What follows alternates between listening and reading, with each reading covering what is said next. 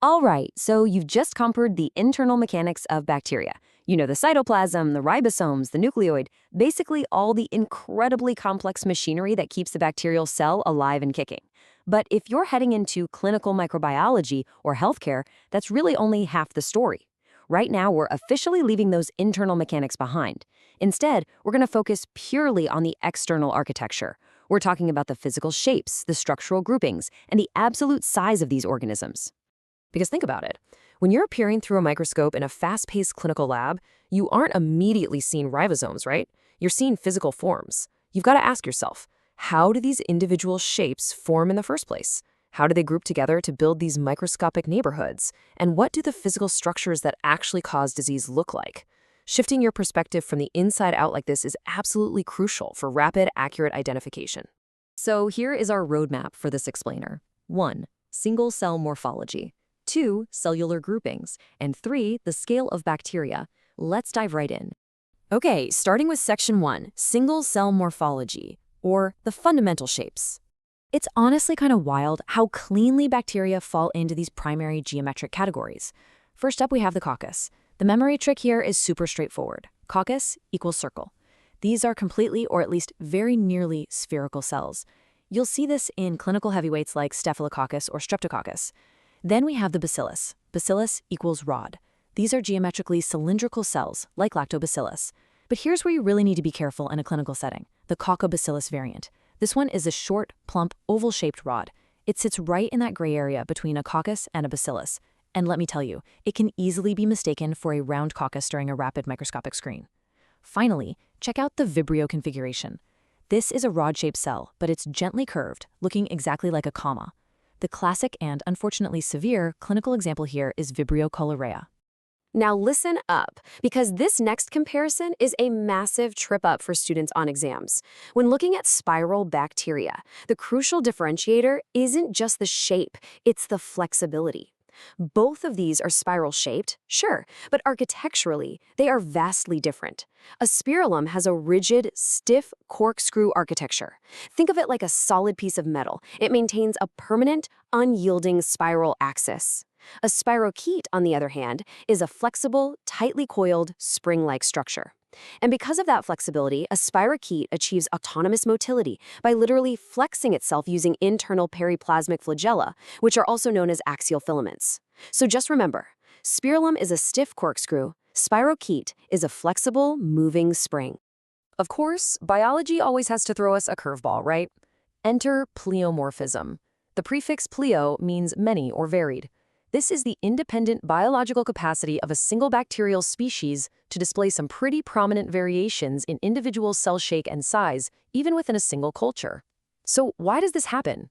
Well, it's primarily due to genetic or environmental deviations, most notably lacking a typical rigid cell wall. The classic clinical example of this wall-free rule breaker is the family Mycoplasma. Because they don't have that rigid wall locking them in, they simply don't hold a single rigid shape. Moving right along to section 2. Cellular groupings, and how bacteria form neighborhoods. Now, it is absolutely essential to understand that these groupings are not just random clusters of cells bumping into each other in the dark. They are dictated entirely by two highly precise biological mechanisms. Mechanism 1, the specific geometric plane or the exact angle at which a cell undergoes binary fission. Mechanism 2, whether the resulting daughter cells remain attached or physically separate after that division is completely finished.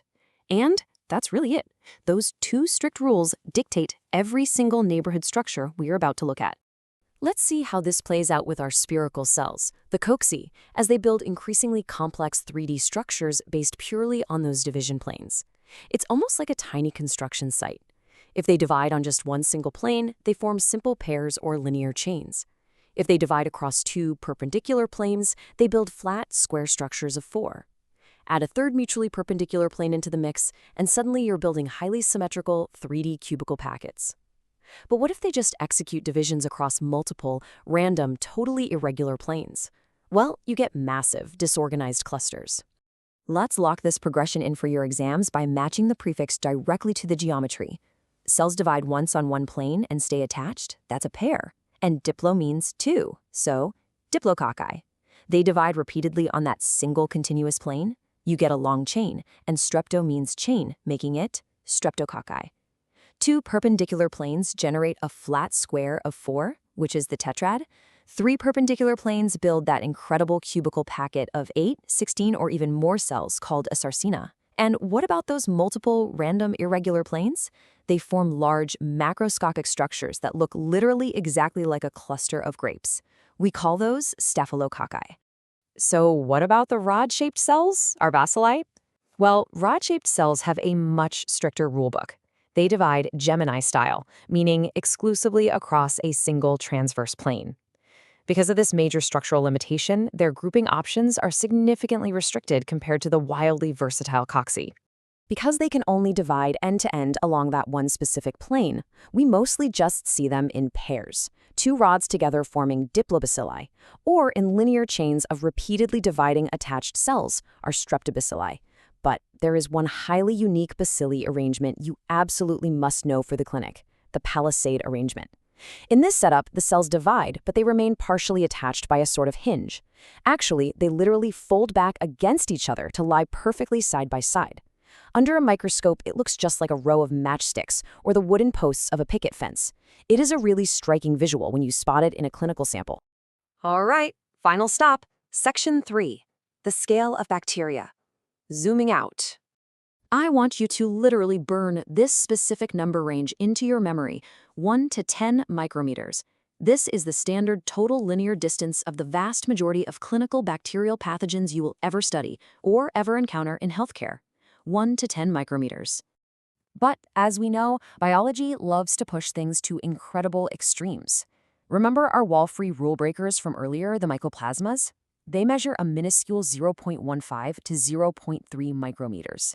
Just to put that into perspective for you, these organisms sit at the absolute minimum theoretical limit for autonomous cellular life to even exist. They are literally as small as a living, independent cell can possibly be. There's no room to get any smaller. Let's place our standard bacteria on the broader biological map just to see where we stand. Way down at the bottom, you have non-living viral particles. They are ultramicroscopic, spanning a mere 0.02 to 0.4 micrometers. They are massively, massively smaller than our standard 1 to 10 micrometer bacteria. But look up at the top of the scale. Look at the typical human host cells and eukaryotic microbes, like protozoa or fungi. They measure anywhere between 10 and 100 micrometers. So the really crucial takeaway here is that a single human cell represents a staggering 10 to 100-fold increase in structural volume over a basic bacterial cell. When a standard bacterial pathogen infects a human host cell, it's like a tiny rowboat infiltrating an absolutely massive cruise ship. So look how far we've come. We've journeyed all the way from the internal microscopic structures to mastering the external world. You now know their fundamental shapes, you know the exact mathematical mechanisms that dictate how they group together into pairs, chains, clusters, and palisades, and you understand their true scale in the microscopic universe. But taking a big step back, how do we actually systematically classify these incredible organisms within the massive, sprawling tree of life? Well, that is exactly what you're going to discover in your next lesson as we tackle the classification of archaea and bacteria. Keep these architectural blueprints fresh in your mind, and I will see you over there.